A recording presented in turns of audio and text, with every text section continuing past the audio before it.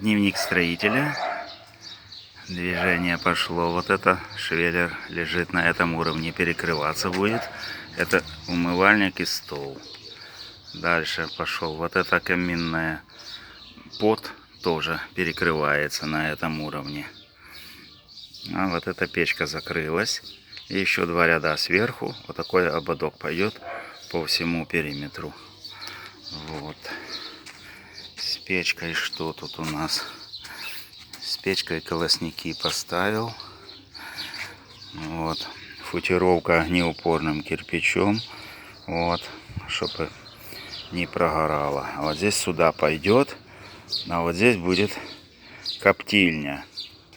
Вот отсюда закладывать. Ну а вот это на этом уровне тоже перекроется. И будет такой столик для коптилки. Ну, с коптилки вытаскиваю, чтобы ложить на этот столик. Ну, это задняя стена. Вообще она не расшивается так. Ну, такая штука сегодня.